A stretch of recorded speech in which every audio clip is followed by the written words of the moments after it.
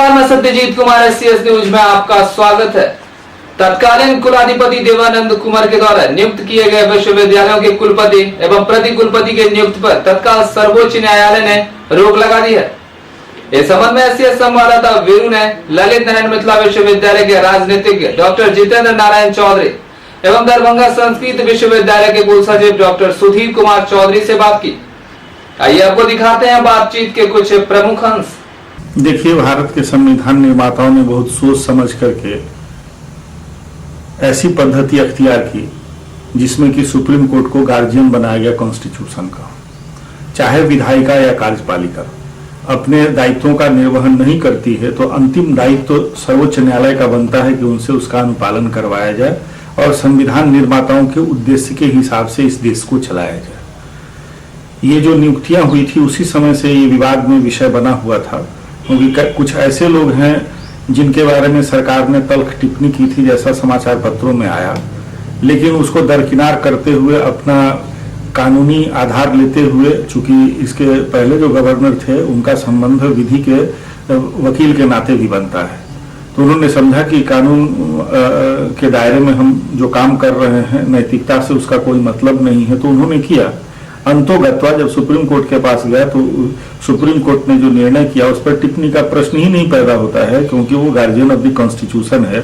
लेकिन जिस तरह से टिप्पणी सुप्रीम कोर्ट ने की है उस पर विचार करने की जरूरत बनती है, क्योंकि सुप्रीम कोर्ट ने जितनी तल्ख टिप्पणी की है और कहा है कि ऐसे लोगों की नियुक्ति से आगे के जनरेशंस का जो भविष्य समाप्त हो जाएगा, मतलब मोटे तौर पर सुप्रीम कोर्ट ने ये माना है कि ये नियुक्तियां ठीक नहीं थी, जिन लोगों की नियुक्ति की गई उसका आधार ठीक नहीं था। और हाईकोर्ट ने भी उसके पहले टिप्पणी की थी, उसमें कहा था कि साहब ये कंसल्टेशन नहीं हुआ है। तो जो विद्या का सबसे बड़ा मंदिर है विश्वविद्यालय, उसके कुलपति ऐसे चरित्र के जरूर होने चाहिए जिससे कि पूरे कुल को प्रेरणा मिले, और अगर उनके बारे में ही पहले से आशंका और शंकाएं बनी हुई है और नियुक्तियों के पीछे लेन देन का मसला अब कोई सीक्रेट नहीं रह गया, सच्चाई क्या है वो तो इन्वेस्टिगेशन से पता चलेगा। लेकिन विधानसभा में ये प्रश्न उठाए गए माननीय सदस्यों के द्वारा, ये जो हमारे नेता हैं उनके द्वारा कहा गया कि ये भ्रष्टतम काम में से एक काम ये हुआ है। तो जो अगर नहीं भी अगर हुआ हो, अगर ये पब्लिक फीलिंग बनती है तो ये गतिविधि नहीं होनी चाहिए, क्योंकि सच बात ये है कि जो मुखिया होता है उसका चरित्र किसी भी संस्था को प्रेरित करने के लिए बड़ा काम का होता है। तो ऐसे कोई भी ऐसे संदेहास्पद चरित्र या विवादास्पद चरित्र के लोगों को इतना बड़ा दायित्व नहीं दिया जाना चाहिए। और हमारा मानना है कि सुप्रीम कोर्ट के निर्णय के बाद तो इस पर विचार करने का प्रश्न नहीं है। विचार करने का ये प्रश्न है कि आगे आने वाले जो लोग हैं उनको ये ध्यान में रखना चाहिए कि ये पद बड़ा गौरवान्वित पद रहा है। भले गवर्नर जो है वो राजनीतिक पद हो, लेकिन कुलाधिपति का पद ये माना जाता है कि वो भी कुल के अधिपति हैं, तो कुल की मर्यादा के अनुकूल काम होना चाहिए। मेरा तो निजी तौर पर ये मानना है कि हाईएस्ट एजुकेशनल जो ये पद है, सबसे सर्वोच्च संस्था का जो पद है, उसमें राजनीतिक हस्तक्षेप के बजाय बौद्धिक हस्तक्षेप होना चाहिए। ऐसे योग्य, चरित्रवान और निष्ठावान और ईमानदार लोगों का ही चयन किया जाना चाहिए, जिनके नाम से ही विश्वविद्यालय प्रशासन आधा ठीक हो जाए और आधा उनके दायित्व के निर्वहन से ठीक हो जाए, और लोगों को लगे कि साहब हाँ, विश्वविद्यालय की जो गौरवमयी जो परंपरा होनी चाहिए वो ऐसे व्यक्ति के हाथ में जाने से अक्षुण्ण रहेगी। इसके अलावा दूसरा कोई कंसिडरेशन नहीं होना चाहिए। लेकिन दुर्भाग्य से राजनीति जो हिंदुस्तान की चल रही है, प्रदेश की जो राजनीति चल रही है, उसमें इसके अलावा जितने कंसिडरेशन हो सकते हैं आज तक किसी न किसी रूप में वो हावी रहे हैं।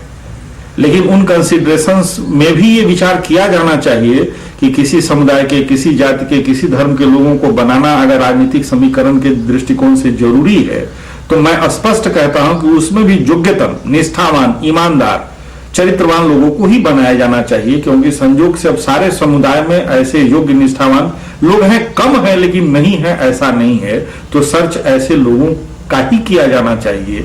ऐसे लोगों को ही दायित्व दिया जाना चाहिए जिनके लिए विश्वविद्यालय उद्देश्य हो, उनका अपना व्यक्तिगत लाभ उद्देश्य नहीं हो, जो संस्था के प्रति डेडिकेटेड हो सकते हैं, सामर्थ्यवान हैं, योग्य हैं, निष्ठावान हैं, निडर हैं। ऐसे लोगों को राजनीतिक लोग बनाना भी नहीं चाहते हैं। और बनाने का दायित्व तो संविधान के तहत ऐसे ही लोगों को है। लेकिन उन लोगों को यह ध्यान में रखना चाहिए कि बहुत सारी जगह है जहां वो राजनीति करें, लेकिन जहां से देश का भविष्य की दिशा तय होनी है वहां ऐसे लोगों को बनाना चाहिए ताकि हमारा भविष्य सुरक्षित रहे। और अगर राजनीति में कल गड़बड़ी भी हो तो उससे निकलने वाले जो लोग हैं उसको वो ठीक कर सके, ताकि हिंदुस्तान की जो एक शैक्षणिक विरासत गौरवमय रही है, नालंदा तक्षशिला विक्रमशिला का उदाहरण है। और सौभाग्य से इसमें नालंदा और विक्रमशिला दोनों ही बिहार में रहे हैं, जो गौरवपूर्ण उसका स्थान रहा है। इसलिए बिहार के नेताओं को, दिल्ली के नेताओं को ध्यान में रखना चाहिए कि संस्कृति और विद्या के इस केंद्र को फिर से प्रतिष्ठापित करने के लिए ऐसे बेदाग वाले लोग, ऐसे चरित्रवान, निष्ठावान और कर्मठ लोगों को बनाया जाना चाहिए। ये अगर ये ध्यान में रखा गया तो हम समझते हैं कि सुप्रीम कोर्ट की जो टिप्पणी है, हम समझते हैं कि वो काम आएगी। वरना हम समझते हैं कि अगर इसको दरकिनार करके एक के बजाय दूसरे को उसी आधार पर अगर बनाया जाता है तो ये प्रदेश के लिए और शिक्षा जगत के लिए दुर्भाग्यपूर्ण होगा।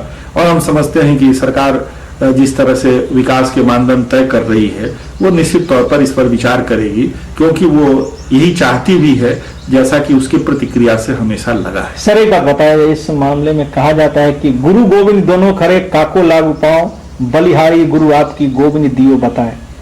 ऐसे ऐसे संस्थाओं पर जब प्रश्न चिन्ह लगता है तो सर इसमें आपको कमी कहाँ नजर आ रही है, कि चाहे सरकार का मामला हो या राजभवन का मामला हो या माननीय उच्च न्यायालय की? हमने जैसा आपको कहा ना कि ये जो बात कही जाती है, गुरु गोविंद दोनों खड़े, काको लागू पाओ, बलिहारी गुरु आपने जो गोविंद दियो बताए, तो गोविंद बताने का सामर्थ्य जिस व्यक्ति को हो उसको ही गुरु बनाया जाना चाहिए। और सारे गुरुओं का जिसको अधिपति बनाया जा रहा है, कुलाधिपति और कुलपति, उनको इस बात का स्मरण रखना चाहिए कि गोविंद बताने वाले ही लोग गुरु हों, चरित्रवान लोग ही गुरु हों, सामर्थ्यवान लोग ही गुरु हों, जिसके आचरण को अनुकरणीय किया जा सके, ऐसे लोगों को ही ऐसे दायित्व दिए जाने चाहिए। ये दायित्व तो प्रजातंत्र में निश्चित तौर पर जनता के प्रतिनिधियों को ही है, लेकिन प्रतिनिधियों को भी ये ध्यान में रखना चाहिए कि राजनीति करने के लिए, क्षुद्र राजनीति करने के लिए और भी बहुत सारा स्तर हो सकता है, लेकिन कम से कम एक स्तर को तो अलग रख देना चाहिए। डाइन भी कहा जाता है कि ये घर बकस के चलती है, तो शिक्षा के घर को राजनीतिकों को बकस देना चाहिए। मेरा ये यानी कहीं ना कहीं राजनीतिक हस्तक्षेप को इससे कोसों दूर रखा जाए। हाँ, इसके उद्देश्य को केवल ध्यान में रखा जाए और उद्देश्य को ध्यान में रख करके ही ऐसी नियुक्तियां का जो आदेश आया है उसमें संस्कृत विश्वविद्यालय के कुलपति का भी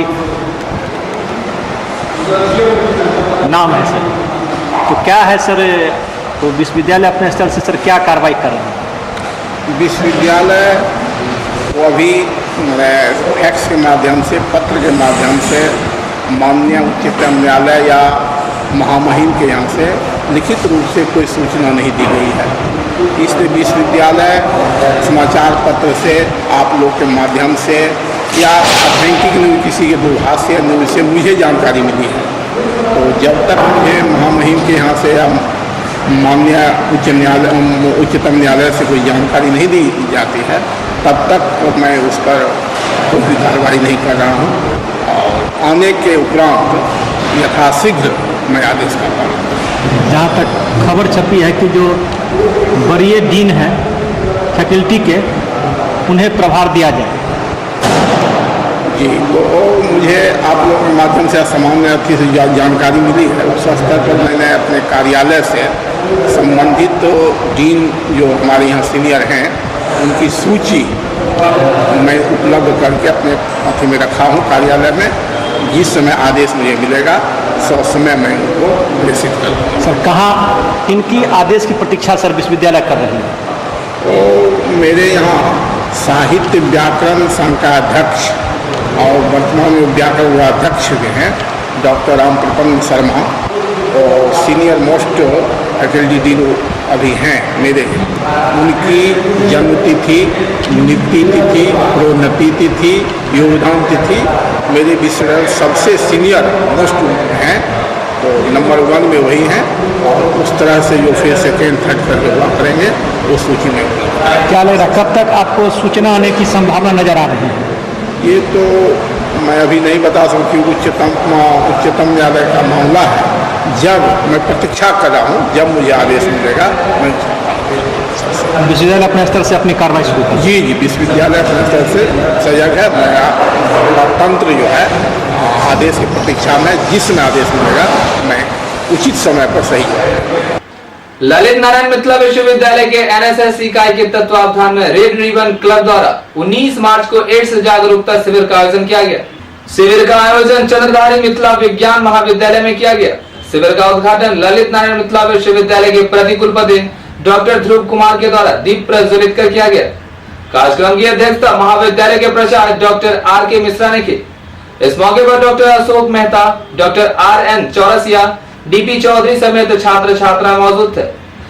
सौभाग्य की बात है कि आज के इस प्रशिक्षण शिविर के उद्घाटन के लिए हमारे विश्वविद्यालय के कर्मठ, हमारे लिए प्रसन्नता की बात है कि कल तक यह निर्णय था कि हमारे प्रधानाचार्य डॉक्टर आर.के. मिश्रा पटना में रहेंगे आज भी, लेकिन सौभाग्य की बात है कि आज वे उपस्थित हो गए। विभाग के विभागाध्यक्ष डॉक्टर डी.पी. चौधरी जी उपस्थित हैं और इस संपूर्ण कार्यक्रम के जो सूत्रधार हैं हमारे विश्वविद्यालय के राष्ट्रीय सेवा योजना समन्वयक सह रेड रिबन क्लब के नोडल पदाधिकारी डॉक्टर आर.एन. चौरसिया जी सहभागिता है। उसमें मिल्लत कॉलेज दरभंगा के कार्यक्रम पदाधिकारी डॉक्टर मोहित ठाकुर उपस्थित है। मारवाड़ी कॉलेज के कार्यक्रम पदाधिकारी डॉक्टर अवधेश कुमार यादव जी उपस्थित है। एमएमटीएम कॉलेज के कार्यक्रम पदाधिकारी प्रोफेसर शिशिर कुमार झा जी उपस्थित है।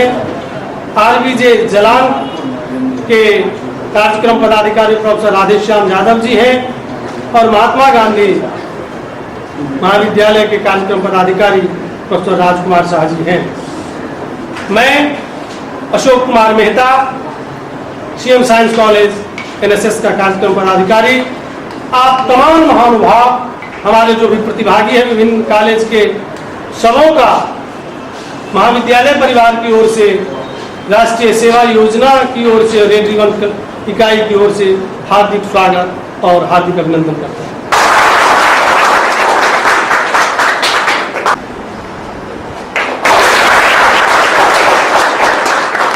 डॉक्टर मोहित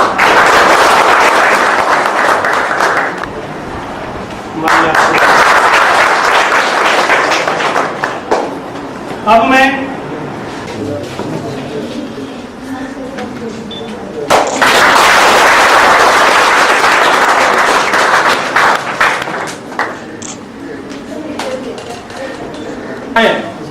आज के इस दिन भर के प्रशिक्षण कार्यक्रम में एड्स अवेयरनेस के विभिन्न तौर तरीके, कारण, निदान, भयावहता। हमारे बिहार में मैंने पढ़ा था 1000 व्यक्ति में से मात्र 2.4 व्यक्ति ही रक्तदान करते हैं।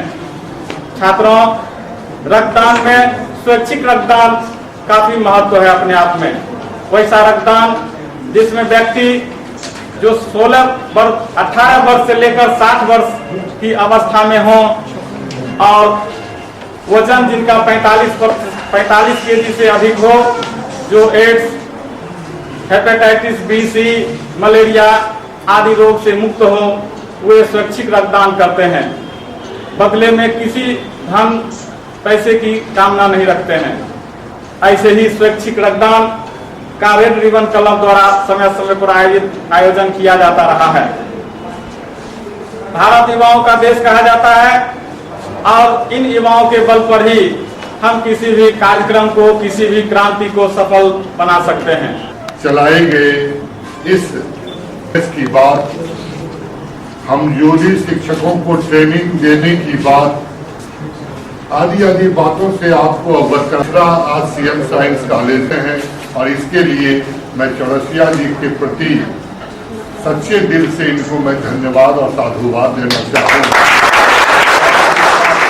हमारे जितने भी कॉलेज से आए हुए छात्र हैं या जो कोऑर्डिनेटर उनके हैं, सब भी बधाई के मैं कहा भी करता हूँ कि उठ जाग मुसाफिर भोर भय अब रैन कहाँ, जो सोवत है सो खोवत है, जो जागत है सो पावत है। तो ये पुराण जो है जगाने के लिए है।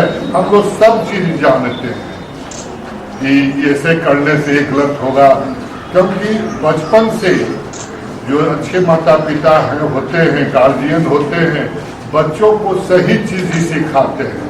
लेकिन धीरे धीरे बच्चे जो हैं तो बड़े होते हैं, माता पिता की अवहेलना शुरू कर देते हैं, वहीं से वो डाए तो देखते हैं, आए दिन आप भी देखते होंगे। ऐसा मेरा बच्चा तो नहीं है, लेकिन जिस दिन एग्जामिनेशन का लास्ट डेट होगा उस दिन कॉलेज के 100-200 कुर्सियां, टेबुल, बेंच, ये जो पंखा चल रहा है उसका डंडी टेढ़ा हो जाना, बोर्ड को तोड़ देना, ये कैसा उत्साह है ये हमको समझ में किस जोश में तोड़ते हैं। कल उन्हीं का भाई उस कॉलेज में स्कूल में आएगा और देखेगा प्रिंसिपल साहब से बात, साहब ने कहा कि हम सारा पंखा चालू करा दिए, सब ठीक करा दिए। हम मुस्कुरा रहे थे। अभी कल ही से 2 तारीख से हमारा ग्रेजुएशन का पार्ट 3 का एग्जामिनेशन शुरू होने वाला है। ये पंखा हिंदी का जिस दिन एग्जामिनेशन होगा उस दिन अवश्य टूट जाएगा। तो क्या तो बीए पार्ट 3 पास कर गए, अब तो ये पंखे की कोई आवश्यकता नहीं। मैं जानता हूँ कि मेरे छात्र मिथिला विश्वविद्यालय, मिथिला की धरती इतनी सही सुनने हैं। कहा अभी हम गए थे दिल्ली, आज ही लौटे हैं सुबह में। मैंने आज का अखबार पढ़े होंगे कि बिहार के तमाम विश्वविद्यालय के कुलपति और प्रति कुलपति को सुप्रीम कोर्ट ने हटा दिया, लेकिन मिथिला की धरती, महापुरुषों की ये धरती हम लोगों को अभी तक बेदाग रखे हुए है। और लगता है कि जो बन रही है। और ये काजल की कोठरी, इसलिए मैं चाहूंगा बच्चों तुम लोगों से भी कि जैसा आहार लो, जो तुम्हारे शिक्षक, तुम्हारे गार्जियन, तुम्हारे पूरी शिक्षक तैयार होगा तो सिखाएगा अपने कॉलेज में, उसी तरह जैसा जैसा तुम भोजन करते हो उसी तरह का विचार जागरूकता है। जैसा विचार करोगे वैसी ही इच्छा पनपेगी मन में, और जैसी इच्छा होगी वैसी ही क्रिया करोगे, वैसा ही काम करोगे, और जैसी क्रिया करोगे भगवान तुमको फल वैसा ही देंगे। कोऑर्डिनेटर हो, हमारे प्राचार्य हैं, सबसे सीनियर मोस्ट प्राचार्य है, विद्वान प्रिंसिपल है, साइंटिस्ट प्रिंसिपल है, बराबर शोध ही खोज करते रहते हैं। और मैं चाहूंगा कि कम से कम मानवता का पाठ जरूर पढ़ो। वो एड्स का हवा तंग करेगा न मन। आज आए दिन देखते हो पेपर में, ये मन का विकार है, क्योंकि आहार जो है उसी तरह का लोग साहसी भोजन में क्या होता है। ऐसे तो मिथिलांचल का हम बोले तो लोग हमको गुस्सा देंगे, मछली मत खाइए। शिविर के संबंध में डीपी चौधरी ने एससीएस संवाददाता वीरू को विस्तृत जानकारी दी। ये कार्यक्रम आज जो रेड रिबन है एड्स की जागरूकता अभियान है। एड्स नहीं फैले, एड्स पर हम लोग अपने कंट्रोल रखें और समाज में और सब जगह शिक्षा संस्थानों में सिखावे कि एड्स के जागरूक हो। उन्हें ये हाई है इम्यूनोडेफिशिएंसी सिंड्रोम, यह बहुत घातक बीमारी है, इसलिए पहले उससे हमको सावधान रहना है, यही हम शिक्षा देंगे। 19 मार्च को कामेश्वरी प्रियापुर होम में मिथिला यूनेस्को एसोसिएशन एवं मानव सेवा समिति के संयुक्त तत्वावधान में नेत्रहीन छात्रों के बीच होली मिलन समारोह का आयोजन किया गया। इस मौके पर ललित नारायण मिथिला विश्वविद्यालय के कुलपति डॉक्टर समरेंद्र प्रताप सिंह समेत शहर के कई गण्यमान्य लोग उपस्थित थे। आइए आपको दिखाते हैं एससीएस संवाददाता वीरू की विस्तृत रिपोर्ट।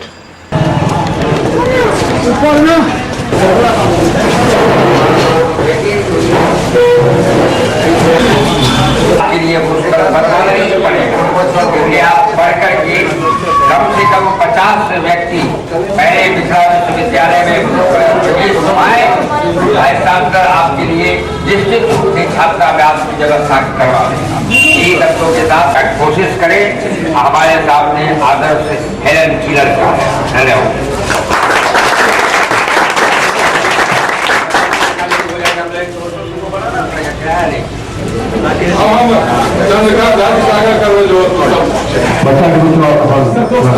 मानव सेवा समिति मित्रा यूनेस्को क्लब के जो आयोजन में हुआ और इसके लिए मैं अपनी तरफ से सुमन कुमार झा और जयशंकर झा जी को अपनी ओर से हार्दिक धन्यवाद देता हूँ। और इन बच्चों के साथ मिलजुल करके इस होली मिलन का इस होली में ये पहला अवसर है जब हम होली मिलन में आए हैं। और इन बच्चों के साथ जो पहली मेरी होली मिलन हुई है, लगता है कि ऐसा होली मिलन पहले कभी नहीं हुआ, क्योंकि हम लोग बहुत कृत्रिम ढंग से होली मिलन किया करते थे। उसमें खाओ पियो बहुत सारी बातें हुआ करती थी, लेकिन यहाँ बच्चों का निश्चल बच्चों को देख करके और इनके साथ इस होली मिलन में हम लोगों को बहुत आनंद आया। हमने भी इन लोगों को अबीर लगाया, उन लोगों ने भी हम लोगों को अबीर लगाया। और इन लोगों की इस खुशी को देख करके जो इतने कॉन्स्टेंट्स में रहते हैं, एक लेसन भी मिला कि हम इतने बड़े होकर के भी बहुत दुखी क्यों रहते हैं। तो हम इन्हीं के ऐसा सुख में रहें, ये मेरी भगवान से प्रार्थना है। और ये खुद बहुत सुखी रहें और समाज के सहयोग से, अपने कर्तव्य से, अपने हर हमेशा दुनिया में आगे बढ़ते रहें। धन्यवाद।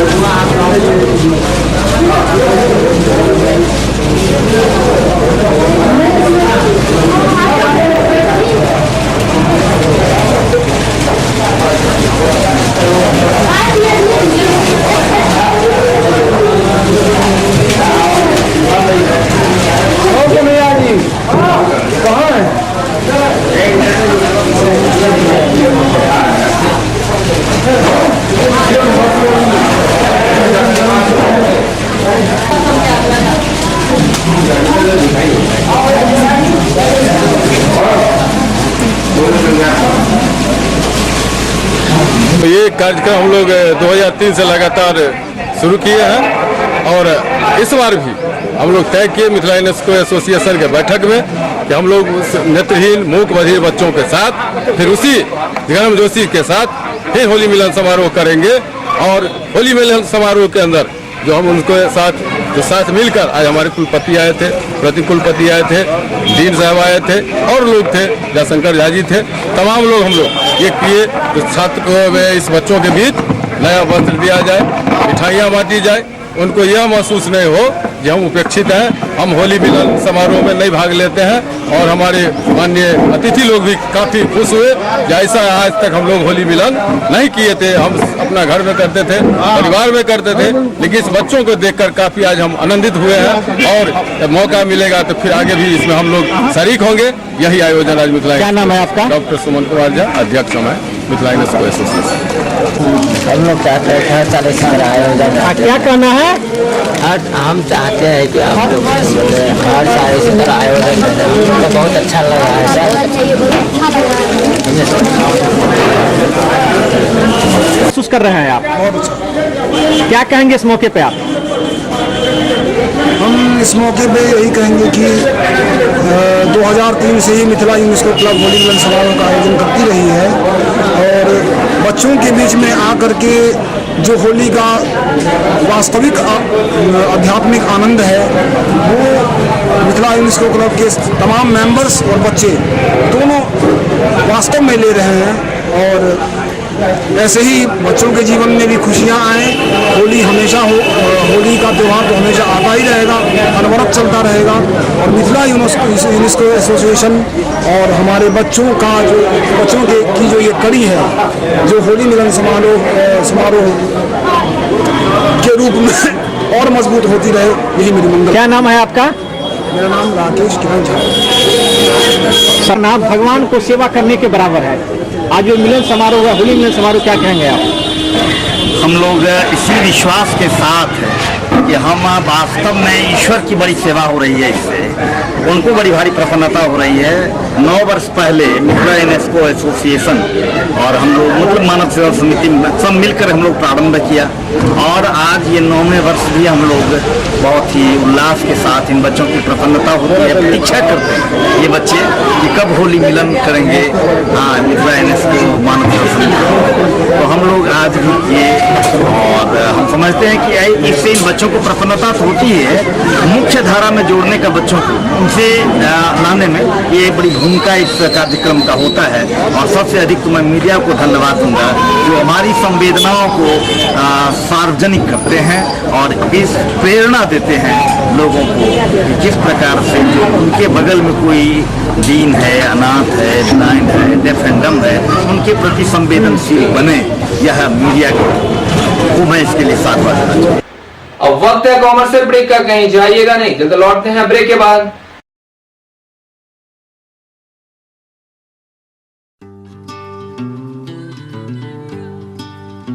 खेलो मिलजुल के तुम, सीखो मिलजुल के तुम, खेलो मिलजुल के तुम, सीखो मिलजुल के तुम, साथ साथ दुनिया को जानो तुम,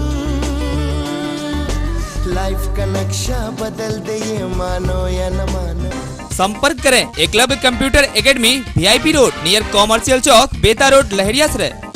आप हमारे दरभंगा शाखा में भी संपर्क कर सकते हैं, जिसका पता है Eklavya computer academy near Net Universe cyber cafe, Lake View, Professor Colony, Dighi West. तो संपर्क करें 9204032374, 9304185224।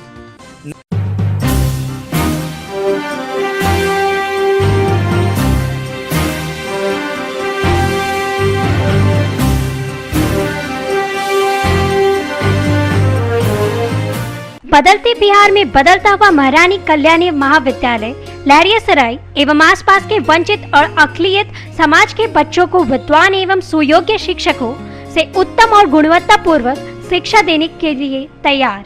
लहरियासराय स्थित ललित नारायण मिथिला विश्वविद्यालय थी एकमात्र अंगीभूत इकाई NAAC द्वारा मान्यता प्राप्त रीडिंग रूम तथा टेलीविजन से सुसज्जित आधुनिक पुस्तकालय, सुंदर एवं सुसज्जित प्रयोगशाला, महाविद्यालय के छात्रों के लिए स्पोकन अंग्रेजी और कंप्यूटर की मुफ्त पढ़ाई, महाविद्यालय में चल रहे equal opportunity centre, network resource centre तथा करियर एंड काउंसलिंग से छात्रों के भविष्य को संवारने के लिए तत्पर।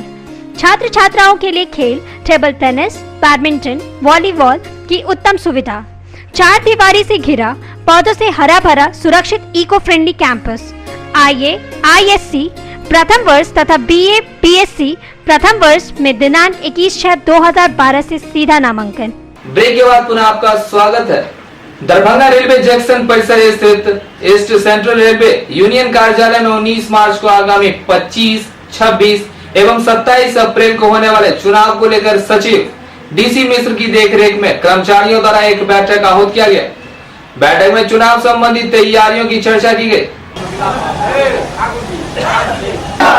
जिंदाबाद जिंदाबाद जिंदाबाद शाखा जिंदाबाद जिंदाबाद जिंदाबाद इनकलाब जिंदाबाद जिंदाबाद जिंदाबाद राय जिंदाबाद जिंदाबाद जिंदाबाद राय जिंदाबाद जिंदाबाद जिंदाबाद बसमा जिंदाबाद जिंदाबाद जिंदाबाद मजदूर एकता जिंदाबाद जिंदाबाद जिंदाबाद मजदूर एकता जिंदाबाद जिंदाबाद जिंदाबाद मजदूर एकता जिंदाबाद जिंदाबाद जिंदाबाद जिंदाबाद सिविल कर्मचारी यूनियन जिंदाबाद जिंदाबाद जिंदाबाद इनकलाब जिंदाबाद जिंदाबाद जिंदाबाद सिविल कर्मचारी यूनियन जिंदाबाद जिंदाबाद जिंदाबाद इनकलाब जिंदाबाद चक्का चक्का करे पुकार इनकलाब जिंदाबाद चक्का चक्का करे पुकार इनकलाब जिंदाबाद चक्का चक्का करे पुकार इनकलाब जिंदाबाद मांगो दोगे काम करेंगे नहीं तो सरकार काम करेंगे मांगो दोगे काम करेंगे नहीं तो सरकार काम करेंगे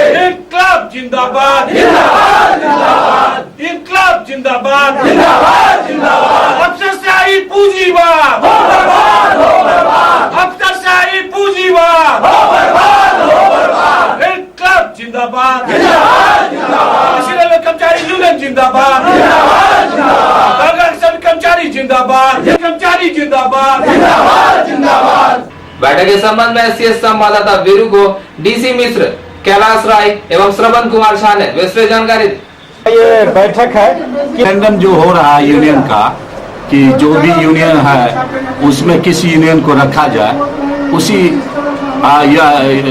ये इसी संगठन के चुनाव को जीतने के लिए, रेफरेंडम को जीतने के लिए एक छोटा सा बैठक जो है आयोजित किया गया है। इस बैठक में किस चीजों पर निर्णय होने की संभावना है? नहीं, ये हम लोग प्रोग्राम बनाएंगे कि कर्मचारियों को अपने उपलब्धियों को कैसे बतावे, और ये विगत 5 सालों में ऑल इंडिया रेलवे फेडरेशन या इसी रेलवे कर्मचारी यूनियन क्या क्या कार्य किया है, उन उपलब्धियों को बताते हुए कर्मचारियों के बीच जा करके, विभिन्न सेक्शनों में जा करके जत्थेवार और जो कर्मचारियों के बीच बता करके और रेफरेंडम को जीतने के लिए ये बैठक का आयोजन किया गया। ये कब ये चुनाव होगा आप लोगों का? चुनाव जो है 25, 26 और 27 जनवरी को, सॉरी 25, 26 और 27 अप्रैल को ये पूरे इंडिया में होना ये यूनियन का क्या माने कार्य क्षेत्र होता है इस बैठक में? यूनियन का तो ये पूरा इंडियन रेलवे है। वैसे हमारे दरभंगा ब्रांच का जो है, दरभंगा से लेकर सीतामढ़ी तक, जयनगर तक, दरभंगा से निर्मली तक, जंगापुर से लोखा तक, ये इतना बड़ा कार्य क्षेत्र है। क्या नाम है सर आपका? मेरा नाम दिलीप, डीसी मिश्रा। अब क्या है यूनियन? ये सेक्रेटरी हैं। आज का बैठक हम लोगों का है कि हर 5 वर्षों पर जो सरकार तय किया है कि एक ही यूनियन रहेगी जो भारत सरकार के साथ बैठ करके वार्ता करेगी, तो उसका चुनाव का घोषणा हो चुका है 25, 26 और 27 अप्रैल को। अब हम लोग पिछले विगत 5 वर्षों में जीते हुए रहे हैं, कर्मचारियों की विभिन्न समस्याओं को लेकर के लड़ाई लड़ते रहे हैं। भारत सरकार को मजबूर करा करके अपनी लड़ाई के बल पर हम लोगों ने बहुत जीत हासिल की है और मिली है। आगे जो हमारे कर्मचारियों की समस्या है, उस समस्या को भी हम लोग एकत्रित कर रहे हैं, रख रहे हैं और आवाज को उठा रहे हैं। और हमने जो काम किया है कर्मचारियों के बीच में, उसकी दाम हम अपने कर्मचारियों के बीच में मांगेंगे और उसके लिए हम अपने जहां तक हमारा क्षेत्र है वहां तक हम अपना पूरी शक्ति बल के साथ, एकजुटता के साथ प्रचार प्रसार करेंगे और अपनी जीत के लिए जो है हम लोग कदम आगे की ओर बढ़ाएंगे। अगले महीने जो चुनाव होने वाला है उस पर खास बिंदुओं पर चर्चा होगी। हाँ, उस बिंदु अगले चुनाव के बिंदुओं पर चर्चा होगी। क्या नाम है आपका? कैलाश राय। आपके बैठक आज हमारे कर्मचारी संघ का आज यहाँ पर बैठक है। 2007 में हम लोग जीत के आए थे, यूनियन की तरफ से हम लोग का सिलेक्शन हुआ था और लास्ट आने वाले अप्रैल में भी इसका फिर पुनः चुनाव होगी 5 साल के बाद। और ये 5 साल में हमने कितने काम किए हैं कर्मचारी के प्रति, क्या समस्या, कैसे कर्मचारी आपके काम को मैंने उसको डिफाइन करना है और फिर उनकी जो आने वाली समस्या उसको कैसे दूर करना है, उसे हम आज बैठक कर रहे हैं। किस वर्ग के कर्मचारी आपके यूनियन में हैं? सब जितने C और D ग्रेड जितने भी कर्मचारी हैं सब मेरे यहाँ पर उपस्थित हैं और मुझे door to door house section में जाके इसको डिफाइन करना है कि हम आपके लिए क्या काम किए हैं और क्या काम करने वाले। क्या नाम है? डॉन बॉस्को पब्लिक स्कूल में CBSE 10वीं की परीक्षा शांतिपूर्ण एवं कदाचार मुक्त ली जा रही है।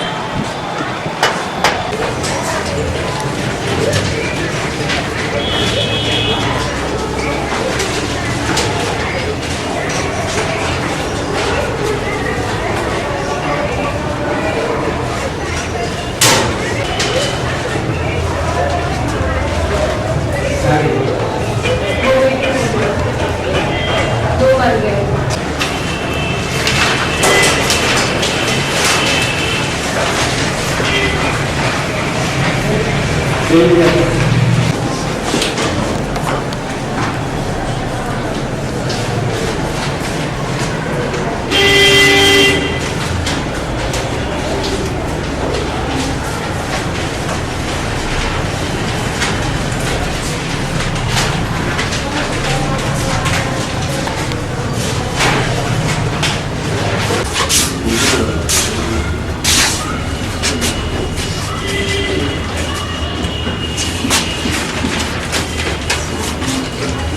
ये सीबीएसई ने अपने एग्जामिनेशन को 2 चरणों में बनाया है। एक तो बोर्ड एग्जामिनेशन है जो कि 2 तारीख से शुरू हो गया और जिसका जो कि एंड हो चुका है, और एक है होम सेंटर जो हम लोग दरभंगा में ले रहे हैं। ये होम सेंटर है।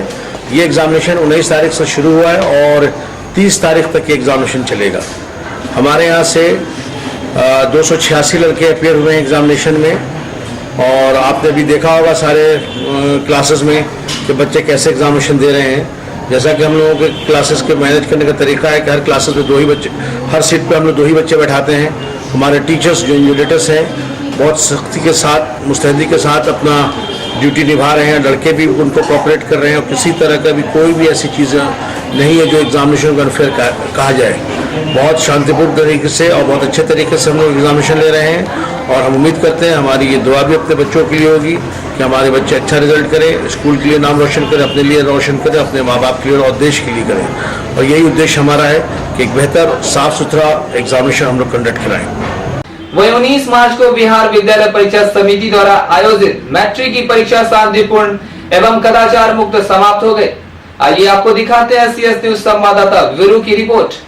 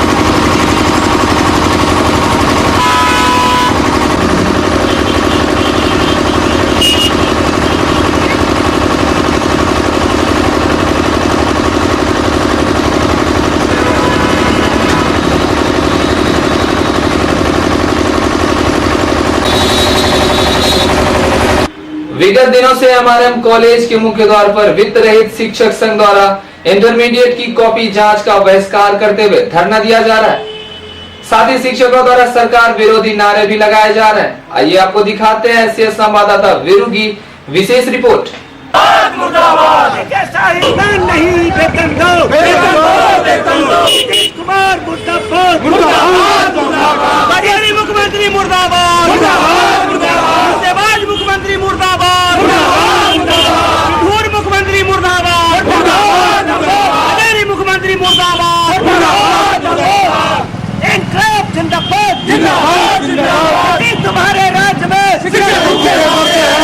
तुम्हारे राज में नीतीश तुम्हारे राज में नीतीश तुम्हारे राज में शिक्षक विरोधी शिक्षक मुर्दाबाद शिक्षक विरोधी शिक्षक मुर्दाबाद शिक्षक विरोधी शिक्षक मुर्दाबाद शिक्षक शिक्षा माफिया मुर्दाबाद शिक्षक माफिया मुर्दाबाद शिक्षक माफिया मुर्दाबाद शिक्षा माफिया मुर्दाबाद। हमारी मांग है अनुदान नहीं वेतन मान दो, क्योंकि हम लोग सरकारी महाविद्यालय से अधिक काम करते हैं। उनके महाविद्यालय से मेरे महाविद्यालय में छात्र भी अधिक है और परीक्षा परिणाम भी उनसे अधिक अच्छा होता है, क्योंकि कंस्टिट्यूएंट कॉलेज में फर्स्ट डिवीजन और सेकंड डिवीजन वाले छात्र का नामांकन होता है। मेरे यहाँ फर्स्ट डिवीजन के एक भी छात्र नहीं आते हैं, प्रथम श्रेणी से उत्तीर्ण एक भी छात्र नहीं आते हैं, द्वितीय श्रेणी और तृतीय श्रेणी से उत्तीर्ण छात्र आते हैं। लेकिन हम लोग उसको पढ़ा लिखा करके प्रथम श्रेणी और द्वितीय श्रेणी का बनाता हूँ। जो द्वितीय श्रेणी के छात्र हैं और प्रथम श्रेणी से उत्तीर्ण होते हैं, जो तृतीय श्रेणी के छात्र हैं और द्वितीय श्रेणी से उत्तीर्ण होते हैं। लेकिन CM college, CM science college, Marwari college, MLSM college, महिला कॉलेज लब्ध प्रतिष्ठित महाविद्यालय है, उसमें फर्स्ट डिवीजन वाला, सेकंड डिवीजन वाला, थर्ड डिवीजन होता है। लेकिन मेरे यहाँ मेरे महाविद्यालय में MMTM college, Jalan college, LCS college, Mahatma Gandhi college, Nagendra महिला college, Anantapur college, Bahera college Bahera, Ayachi Mithila महाविद्यालय बहेरा, मिथिला महिला महाविद्यालय दरभंगा में एक भी छात्र थर्ड डिवीजन नहीं प्राप्त करते हैं। हम लोग उस बुरबका को अच्छा बनाते हैं और ये अच्छा को बुरा बनाते हैं। ये कॉलेज, ये महिला कॉलेज के गेट पर धरना देने का आप लोग क्या मकसद है? मैं मूल्यांकन केंद्र का बहिष्कार करता हूँ, क्योंकि ये नीतीश सरकार को सारे कार्यक्रम में हम लोग बाधा करेंगे, क्योंकि महिला कॉलेज ने पूरे बिहार में और महिला कॉलेज ही नहीं संपूर्ण बिहार के जितने मूल्यांकन केंद्र हैं उसको हम लोग बाधित करते हैं, बहिष्कार करते हैं। अब नहीं जाता आप लोग के मांगों को नहीं माना गया, जैसे आप लोग कर रहे हैं ये हड़ताल, और पहले भी आप लोग किए थे, निरंतर आप लोग आंदोलन चल रहा है। सरकार अभी तक कोई आप लोग पर कोई ऐसी माने अभी तक कोई अपनी निष्कर्ष नहीं किया, निर्णय नहीं लिया है। सरकार वार्ता करने के लिए तैयार नहीं है, सरकार निरंकुश है, सरकार संवेदन शून्य है, उसको कोई संवेदना नहीं है। सरकार को पढ़े लिखे छात्र नहीं चाहिए, सरकार को मूर्ख का फौज चाहिए जो पिछड़ी अति पिछड़ी में लड़ता रहे, दलित महादलित में लड़ता रहे, ब्राह्मण शोषण में लड़ता रहे। इस मांग को नहीं माना गया था, आप लोगों की क्या आगे रणनीति होगी? आगे रणनीति होगी, मैं इंटरमीडिएट में और BA पार्ट 1 में नामांकन नहीं करूंगा। जब मैं नामांकन करता हूँ, पढ़ाता हूँ। क्या नाम है आपका? मैं प्रोफेसर महेश ठाकुर, हिंदी विभाग, MMTM कॉलेज दरभंगा। दूसरा